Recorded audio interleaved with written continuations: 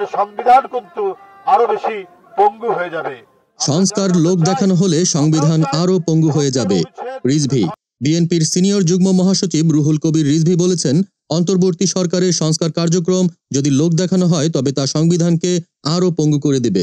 শনিবার 4 জানুয়ারি রাতে রাজধানীর সদরঘাট ও কমলাপুর সহ বিভিন্ন স্থানে শীতার্তদের মাঝে শীতবস্ত্র বিতরণকালে প্রধান অতিথির বক্তব্যে তিনি এসব কথা বলেন। রিজভী বলেন, আপনারা সংবিধান, প্রশাসন ও বিচার বিভাগের সংস্কার করছেন, কিন্তু তা যদি লোক দেখানো বা তড়িঘড়ি করা হয় তাহলে পুরো ব্যবস্থা ভেঙে পড়বে। আমরা চাই সংবিধানের 70 অনুচ্ছেদ সংস্কার হোক, তবে রাতারাতি কিছু করলে তা কার্যকর হবে না।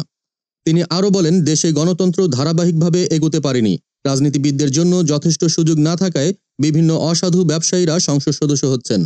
70 অনুচ্ছেদ হঠাৎ করে তুলে দিলে সংসদে কেনাবেচা শুরু হবে।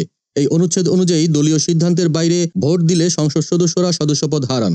রিজভী শ্রমিকদের আত্মত্যাগের কথা উল্লেখ করে বলেন, গণতন্ত্র ফেরাতে শ্রমিকরা ছাত্র জনতার পাশাপাশি জীবন দিয়েছেন। শেখ হাসিনার মতো শাসকের বিরুদ্ধে লড়াইয়ে 97 জন শ্রমিক প্রাণ দিয়েছেন।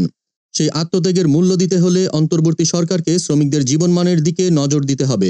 যদি শ্রমিকরা তাদের প্রয়োজনীয় খাদ্য সামগ্রী কিনতে না পারে তবে আন্দোলনের চেতনা নষ্ট হয়ে যাবে।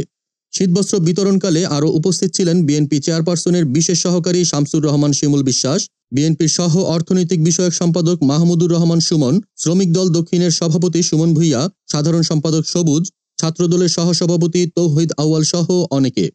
দেশজগৎ ডেস্ক নিউজ।